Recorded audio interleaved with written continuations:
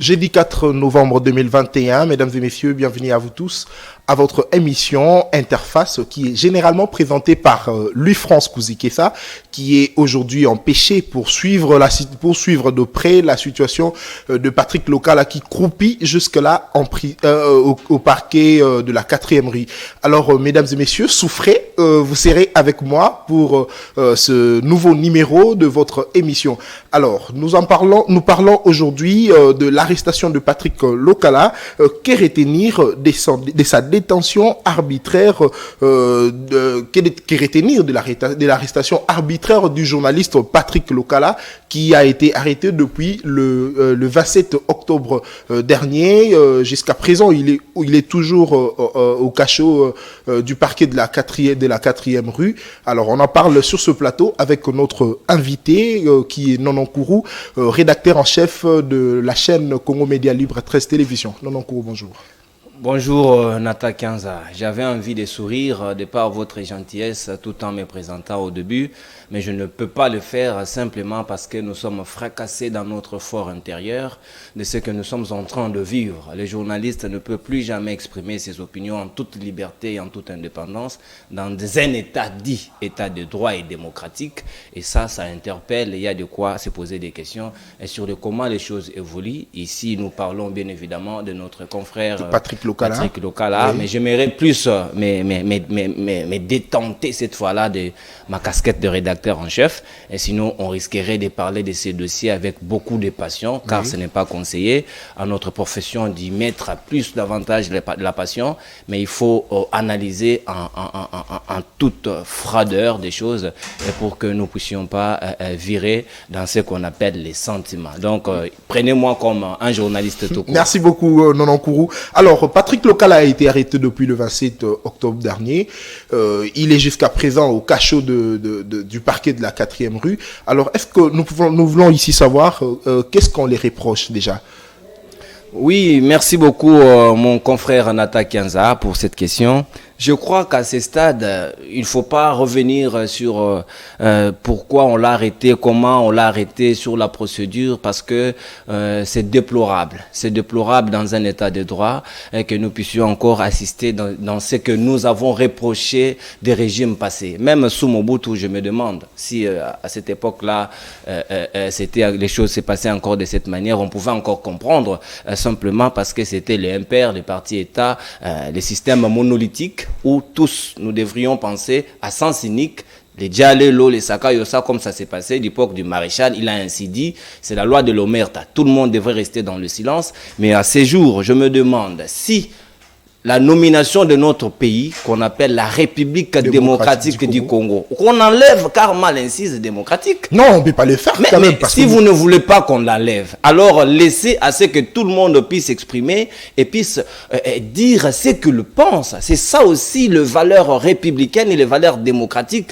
que nous devons tous prôner et sécuriser et pour le bien de tous. Parce que si aujourd'hui, on ne sait plus respecter la procédure pour le parquet, il est simple, hein? Ce n'est pas assez compliqué. Il ne faut pas avoir fait l'université pour comprendre c'est quoi la procédure. On vous invite d'abord, parce que vous êtes un citoyen normal, vous avez une adresse qui est connue, on vient vous chercher monsieur Nathan 15 habite tel avenue, dans tel quartier, dans une commune quelconque de la ville de Kinshasa. On vous envoie l'invitation en bonne et due forme, et puis vous allez répondre, parce qu'on ne peut pas avoir peur de la justice, et surtout nous qui avons été sur le banc de l'école pour avoir appris ces métiers de journalisme qui court beaucoup de risques. Déjà, en juin 1, dès l'entrée, on vous apprend par les grands maîtres et professeurs Mounsoko, vous dit, si vous ne voulez pas un jour faire la prison, vous ne pouvez pas choisir ces métiers. Donc, votre place est ailleurs. Donc, nous sommes préparés mentalement et que quand nous faisons cette profession, et la prison n'est pas loin. Mais nous voulons bien un jour aller en prison, mais simplement aller et tout en ayant la conscience que ce que j'ai fait, j'ai réellement fauté. Mais si on arrête un journaliste simplement parce qu'il a tenu des propos et vous n'avez même pas respecté la procédure, vous le prenez comme un vulgaire monsieur, vous le prenez comme je ne sais pas, un troubadour, un badaud, c'est un journaliste, c'est un monsieur. Hein? Il faut le retenir, Nata Kianza, un journaliste, c'est un monsieur et c'est un leader d'opinion en plus. Donc mais c'est quelqu'un... on l'accuse d'avoir insulté, d'avoir non. tenu de propos qui n'honorent pas, qui n'a pas honoré ce n'est pas parce que l'on dit que nous devons nous soutenir. La solidarité, c'est le maître mot du journalisme. C'est vrai, nous avons appris ça à l'école, que nous devons être solidaires avec les confrères et les consoeurs en cas de situations difficiles. Et ça, c'est vrai. Mais ce qui est vrai, les injures, qui en détiennent des preuves des propos injurieux que Patrick Local a tenus vis-à-vis des tiers? Il n'y en a pas et il n'y en aura jamais. Parce que les connaissant, c'est un journaliste professionnel. Il sait ce qu'il sort de sa bouche. Il ne débite pas des injures. Simplement, il analyse froidement l'actualité parce que nous sommes appelés à faire ce travail-là en toute responsabilité. Il sait que il s'évertue dans cette aventure de pouvoir lancer des injures ou proférer des injures vis-à-vis des autres. Il sait qu'il tombera sur les faits infractionnels qui sont répréhensibles par la loi. Patrick Local, à les connaissant, il est mon directeur des informations. Il ne le fera jamais. Et parce que... Mais ici peut-être vous le défendez parce qu'il est je ne le défends pas. Je suis en train ici de reprocher la procédure qui a été cavalière. On ne peut pas comprendre et tolérer dans un état dit de droit tel qu'on nous les chante matin, midi et soir, que les journalistes soient traqués comme des vulgaires messieurs. Je ne suis pas d'accord, Nathan Kianza. Ça, je vous l'ai dit, et je vous l'ai dit, tout en ayant l'amertume, tout en ayant l'amertume, parce que ça me dépasse, je haut le cœur, simplement, ce qu'on nous avait vanté, ce qu'on nous avait vendu, c'est lueur d'espoir. On dirait que c'est du pipeau barata à ces jours. On nous a vanté qu'on devrait vivre dans un état dit de droit, où chacun pouvait exprimer librement ses opinions, mais on nous ramène encore dans des pratiques anciennistes, muséistes, passéistes, qui ne tiendraient pas à ces jours tels que cela nous avait été vanté autrefois. 7 jours après son arrestation, mesdames et messieurs, l'Union nationale de la presse congolaise, ville de Kinshasa, a organisé un sit-in cet après-midi pour exiger la libération de Patrick Lokala. C'était là au bureau, devant les installations du ministère de Pétantique.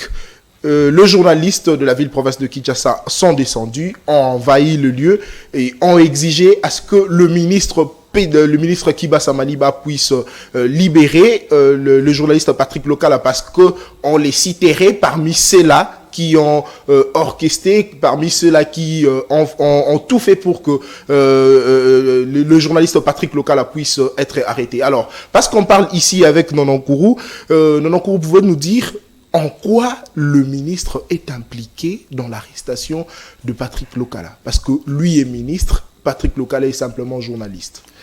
Merci Nathan Kianza, une très bonne question, mais d'abord, avant de répondre à votre question, j'aimerais ici d'abord dire merci à tous les confrères qui sont descendus avec nous ce matin, devant l'hôtel. Et vous également, vous étiez là. Exactement, parce qu'il s'agit de notre cause, comme l'on dit en latin, causa nostra. C'est notre cause, nous avons tout intérêt d'y être et nous avons été, et ça valait la peine que nous soyons là.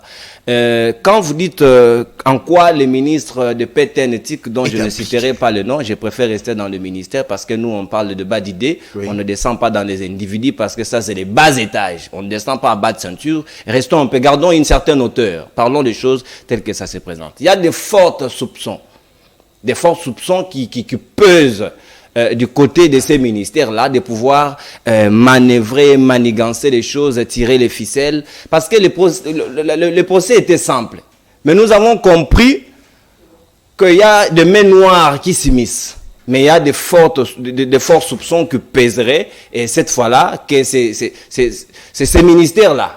Parce qu'il y a l'un qui est là dans les cabinets du ministre, qui est lui qui s'est porté garant, qui tweet à tout moment, qui fait des publications sur Facebook, à qui les prochains tours il prétend faire taire tous les journalistes ou nous prendre tout, nous caporaliser et nous faire de nous des caisses de résonance qui réfléchiraient cette fois-là à sens unique pour faire plaisir, je sais moi à qui. Et ce n'est pas comme ça que les choses doivent se passer. Chacun est libre d'exprimer librement en toute liberté ce qu'il pense être vrai, et c'est ça, la démocratie doit ainsi marcher. Mais pour le ministre qui bat ça, s'il faut les citer, Augustin, nous des journalistes, nous y avons été, on a vu son directeur de cabinet aujourd'hui, nous l'avons déposé notre mémo, on leur a donné un moratoire de 48 heures. C'est notre ultimatum, de 48 heures. Si Patrick Lokala n'est pas libéré, eh bien, nous allons amorcer d'autres actions. Parce qu'on n'entre pas en conflit avec la presse. Et si la presse décide à ce jour, déjà que je sais qu'avec la situation de RAM, gramme, virgule, gratuité, c'est d'abord compliqué. Nous n'aimerions pas creuser davantage sur ce genre de dossiers et laissez-nous faire notre travail en toute liberté. Libérez-nous Patrick Lokala parce que ça vaut la peine. Sa place n'est pas là où vous l'avez détenu injustement, arbitrairement, dans des conditions inhumaines. Nous demandons simplement qu'il rejoigne sa place, son lieu de travail, que la rédaction, parce qu'il est directeur des informations, il est journaliste, il est censé faire son travail, il n'est pas censé rester dans des conditions où il ne le mérite pas. Donc le ministre, nous ne le chargeons pas Nata Kianza, nous le demandons simplement.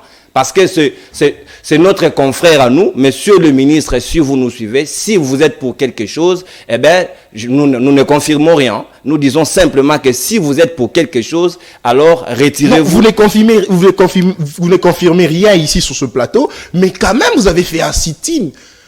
Oui, mais oui, j'ai dit, nous sommes journalistes. Nous, quand un journaliste, le journaliste, c'est comme quelqu'un qui a pris du chanvre, qui vous dit qu'il n'en a pas pris. Vous sentirez toujours l'odeur du chanvre parce qu'on ne peut pas cacher les chanvres.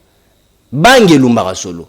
Donc, quand un journaliste ouvre sa bouche, il vous dit, il y a des forts soupçons sur tel, il y a une forte probabilité que cela s'avère vrai. Voyez-vous, il y a de fortes probabilités que cela s'avère vrai. Et c'est fort possible que nous puissions y aboutir à cela. Et nous ne voulons pas que ça soit le cas, parce que si vous voulez engager le bras de fer avec la presse, vous allez nous voir. Nous allons vous faciliter la tâche. On ne vous dira pas ce que nous ferons, mais sachez-le très bien que nous vous demandons simplement à ces jours, en dehors 48 heures que nous vous avons accordé du moratoire, de l'ultimatum, libérez-nous Patrick Lokala parce que nous avons besoin de lui. Nous avons été nombreux ici, je salue la solidarité de l'honorable Mike Mukebai et Daniel Safou, des anciens confrères qui ont compris que nous avons milité, nous avons fait le même combat pour combattre le régime Kabila parce que nous avons trouvé que l'avenir de notre population était mis en péril. Eh bien, ils ont compris cela, ils ont compris l'essence de la lutte, ils sont venus se solidariser, malgré ils sont dans l'union sacrée. Ils ont compris que leur union sacrée est devenue l'union secrète. On commence même à traquer les journalistes, qui ne devrait pas être le cas. Alors, Maman Kourou, l'arrestation de Patrick Lokala nous fait comprendre en quelque sorte que l'INPC n'a pas bel et bien son pouvoir parce que la commission de discipline pouvait carrément statuer sur le sort de Patrick Lokala qui est de le laisser en prison. Mais, Nata, vous savez, ça me fait rire. Est-ce que le problème à ce stade, c'est le problème de l'INPC? Moi, je ne trouve pas que les problèmes reviennent à l'INPC. Le problème revient à notre, bon, je ne sais pas l'appeler comment, Jeff Caleb, appelons-le par son nom, qui n'a pas respecté la procédure plutôt, lui qui prétend être journaliste, avoir la formation de journaliste. Nous qui avons été à l'école, nous qui avons fait 5 ans durant de ces métiers pour n'apprendre que ça, les ABC, les BABA du journalisme, nous avions appris à l'école, dans le cours de droit et éthique et déontologie, que nous donnons le professeur Rigobert Moukeni, à qui je salue en passant. Vous devez d'abord aller voir le conseil de discipline de l'INPC, la corporation. Oui. C'est comme ça que ça s'arrange. C'est ça la procédure, Nata Kianza. C'est pas compliqué. Vous y allez, vous posez votre problème, vous posez votre plainte. On va vérifier, on va checker, on va analyser les dossiers, on va convoquer les journalistes, il va s'exprimer, il va donner son argument. Et puis, on va apprécier. Est-ce que réellement les journalistes ont violé le code d'éthique et de déontologie? On va lui rappeler alors. Il y a un certain nombre de sanctions qui existent. Mais ce qui n'a pas été le cas, lui n'a pas respecté la procédure. Il a jugé bon qu'il puisse aller en justice, car ce n'est pas ça la vraie procédure. Je me demande si nous sommes entre guillemets journalistes dont on prétend, ou nous devrions normalement respecter ce que nous avons appris à l'école. Si nous ne sommes plus à mesure de pouvoir mettre en pratique ce que nous avons appris à l'école, je me demande où allons-nous?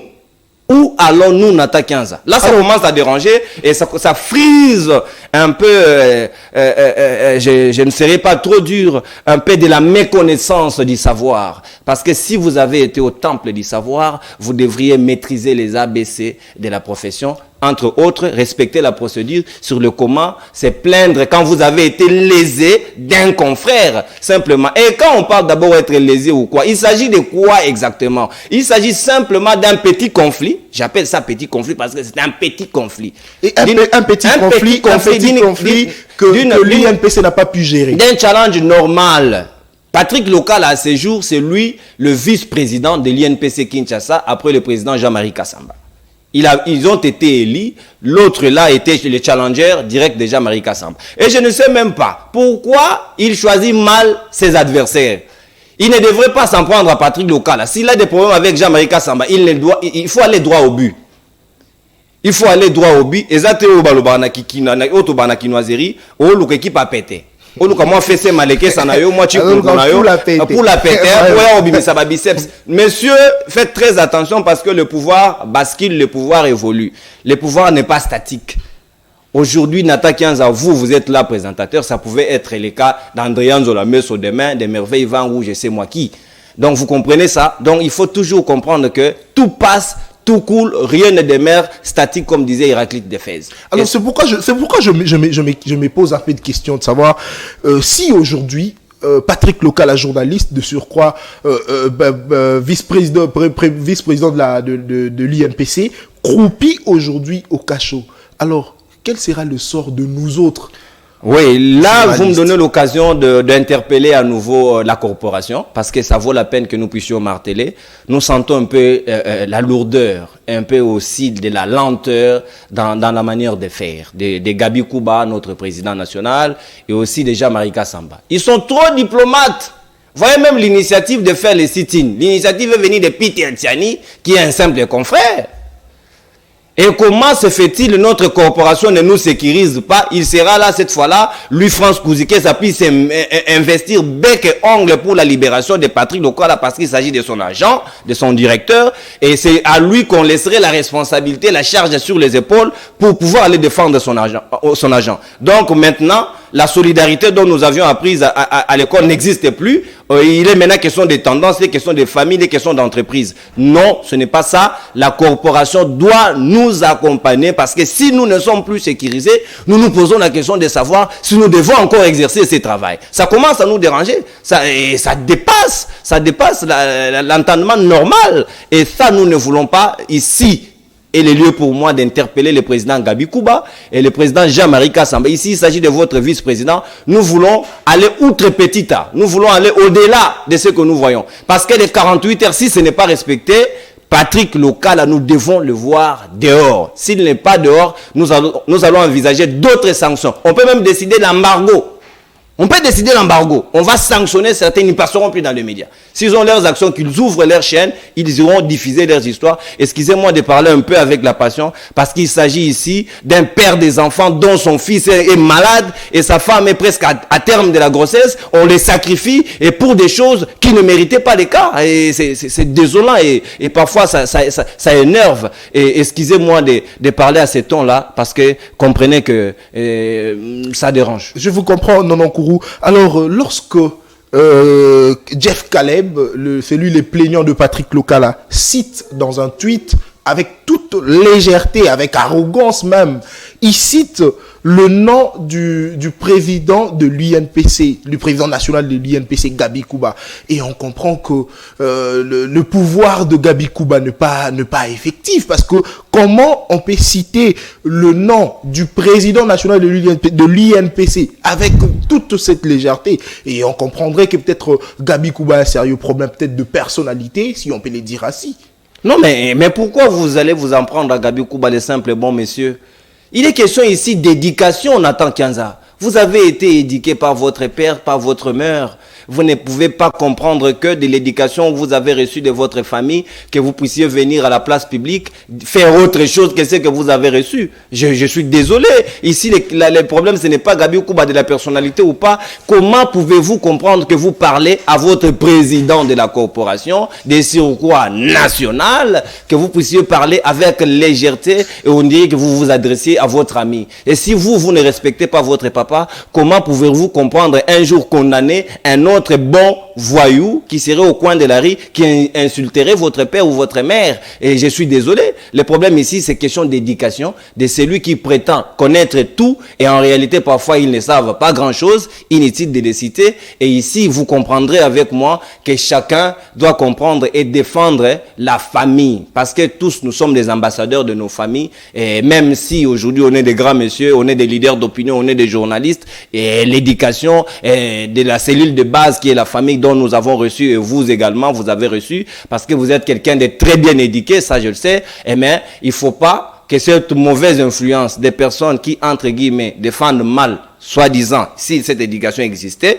de leurs parents, et je suis désolé, il ne faut pas associer Gabi Kouba dans ceci. Alors, c'est un manque de respect. Non, Kourou, garantir la liberté de la presse est là le projet du président de la République. Ce n'est même pas un projet, ça je vous coupe, Nata Kianza. Ce n'est pas un projet de quelqu'un, c'est garanti dans la Constitution. C'est constitutionnel. C'est garanti, mais le président de la République avait dit qu'il lui tairait de telle sorte que la liberté de presse soit garantie pour le journaliste. Alors, si aujourd'hui, les journalistes se sont arrêtés pour leurs opinions, alors selon vous, que pouvez-vous reprocher du régime Félix Tshisekedi? Je ne suis pas communicologue, mais je suis communicant. Oui. Parce qu'il y a une nuance détail. Une différence, oui. Et la nuance est détail. Mais cela ne vous empêche pas de donner votre avis. Bien évidemment, nous les communicants, je précise, qui avons l'expertise nécessaire en communication, avons fait l'école et connaissons les symboliques de la communication. On ne juge pas quelqu'un de sa bonne foi. Et surtout en politique. Parce que ici, il faut rappeler aussi à ceux qui n'aiment pas beaucoup étudier, nous sommes, moi, c'est pas par prétention, je suis expert des questions de politique internationale, des politiques extérieures. Parce que nous en avons le droit de les revendiquer, parce qu'on a appris ça. On a appris ça, on détient le diplôme. Merci beaucoup. Et ils peuvent aller vérifier au grand maître plusieurs distinctions. Merci. Et je suis retenu assistant. Mais je n'exerce pas encore parce que ici j'ai beaucoup de travail à faire et ça mérite d'être souligné et donc je reviens à ce que vous disiez, les communicants ne jugent pas des personnes par leur bonne intention ou les chapelets des bonnes intentions qu'ils veulent mettre à la place publique. Il faut les juger par les actes qu'ils posent. Si la Constitution qui est la loi mère, on ne sait pas respecter ce qui est consacré, ce qui est dedans, et qu'on nous prêche que nous plaiderons, nous travaillerons. Et d'ailleurs, ce que je n'aime pas même dans l'hymne national de la RDC, nous bâtirons, nous peuplerons, nous ferons, tous nous renvoyons dans l'avenir. Et que ferions-nous présentement? Et c'est ça, cette logique-là, que les autres empruntent pour nous promettre. Ils ont promis, il faut calculer les promesses. Nous ne voulons pas faire une république des promesses, il faut faire une république des concrétudes, une république des réalistes. Quand on dit, on fait. Est-ce qu'aujourd'hui, on peut évaluer avec les derniers rapports du GIEC, des journalistes en danger, qui a relevé toute une panoplie de violations, des arrestations arbitraires des journalistes, Nata Kianza? Est-ce qu'on peut encore aujourd'hui parler de la liberté d'expression dont on traitait Joseph Kabila des dictateurs, où aujourd'hui, nous-mêmes, nous sommes plus dictateurs que Kabila? Vous voyez ce qui se passe aujourd'hui à l'aéroport d'Enjil. On a arrêté les institutions, les ministres, les députés des élus ont séché des plénières pour aller accueillir les grands Manitou. Comment vous pouvez comprendre cela? Et ça dérange. Le problème n'est pas au niveau où le journaliste s'en prenne aux autorités du pays. Les journalistes ne font que leur travail, Nathan. Ils feront que leur travail. Peut-être les gens ne le savent pas. Il faut aider les gens à comprendre aussi l'opinion. Le travail des journalistes n'existe pas sans la critique.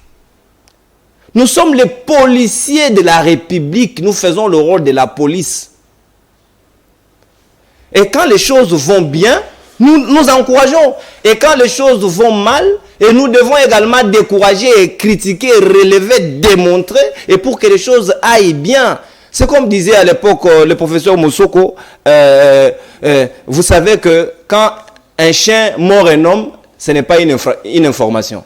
Mais plutôt, quand un homme mord un chien, c'est là où ça devient une information. Donc l'information sort de l'ordinaire. C'est tout ce qui est extraordinaire. Et ça mérite d'être souligné ici que nous sommes désolés de ce que nous voyons sous le régime Tshisekedi, si je peux le dire ainsi, parce que simplement la liberté d'expression, la presse est muselée. La liberté d'expression est en danger. Les journalistes sont en danger à ce jour. Nous craignons les risques. Je me demande si, comme je suis en train ici, de demander simplement la libération de notre confrère Patrick Lokala, si on ne m'attendrait pas comme on l'a attendu, en ce lieu de travail, il sort au coin, vous le ramassez par des messieurs non nettement identifiés, et puis par la suite, ça se révèle que c'était des agents du parquet. Comment ça se passe? Comment ça se passe? Comment vous pouvez comprendre cela? Ce n'est pas normal. Et si alors aujourd'hui le cas de Patrick Lokala, c'est comment le cas de Patrick Lokala pouvait retourner une fois de plus à Jeff Caleb Obiang, est-ce que il pourrait recourir à l'UNPC? Parce que lui aussi est journaliste. Je me demande, pour les autres même, c'est que la corporation n'existait pas. Non, la corporation, elle existe. Il y a les CESA qui existent, il y a l'OMEC qui existe, il y a l'INPC qui existe pour nous. Je me demande, même si le confrère, s'il faut les traiter de confrères, il détient encore sa carte. Parce que comment se fait-il? Vous revendiquez le titre d'être journaliste. On vous les reconnaît, on vous les concède plutôt. Mais comment ne reconnaissez-vous pas l'organe qui est habilité, attitré à vous octroyer la carte qui vous reconnaît journaliste? Posons-nous la question. Et la procédure, tu n'as pas respecté, tu as agi comme les politiques qui aiment tout le temps voir les journalistes derrière les barreaux. Et vous voulez emboîter les pas, vous voulez faire simplement par le goût du lucre, simplement parce que c'est l'ivresse du lait, disons-le comme ça, et les gens font ce qu'il les semble bon de faire. Non, mais qu'est-ce que vous voulez? Qu'est-ce que vous voulez? C'est tout ça, et on ne peut que voir ça, et puis, je suis désolé. Merci beaucoup, Nonon Kourou. Nous sommes pratiquement à la fin de notre émission. Alors, quel est votre dernier mot de la fin par rapport à l'arrestation de Patrick Lokala? Bon, tout ce que nous pouvons demander, c'est que nous avons été sur terrain. On a fait un sitting Nata Kianza. On est descendu devant le cabinet du ministre Augustin Kibasa de Petentik. Nous lui avons demandé, nous ne voulons plus les interférences dans ces dossiers. La chambre était déjà siégée. Oui. On a décidé une détention de 15 jours, oui, et avec appréciation du magistrat instructeur du dossier, de pouvoir décider de la mise en liberté provisoire parce que sa fuite n'est pas à craindre. Et on pouvait voir la suite de la procédure. Et si on pouvait quand même nous accorder, n'infisque d'abord la liberté provisoire, parce que nous voulons le voir libre de tout mouvement. Et si le parquet aura besoin de lui pour d'autres fins utiles, il sera important cette fois-là que Patrick aille se présenter en homme libre. C'est tout ce que nous voulons. Et s'il faut qu'on trouve qu'il a fauté quelque part, qu'on laisse la responsabilité entre les mains de la corporation, le tribunal des pairs existe pour pouvoir trancher cette histoire. Mais ici, je rappelle encore que si, en ayant 48 heures, Patrick Lokala n'est pas libéré, d'abord ici, à CML13, je sais que vous êtes des milliers de publics qui nous suivent, nous allons vous priver de votre droit. Simplement parce que certaines personnes n'ont pas voulu que vous puissiez être informés. On va arrêter de produire les éditions d'information ici pour rester toutes les journées durant devant les cabinets du ministre.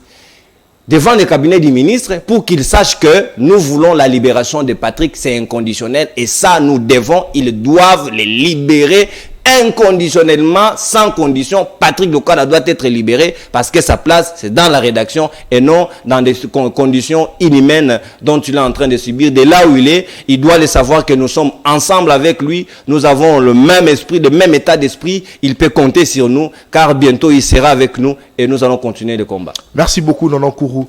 Très cher journaliste, entre la politique et le journalisme, faites un choix. Aujourd'hui, Patrick Lokala crépit en prison et demain, ça pourrait être votre tour. C'était là, madame, messieurs, Interface, présenté par Nathan Kianza. Je vous dis merci et le rendez-vous est pris pour le prochain numéro. Au revoir.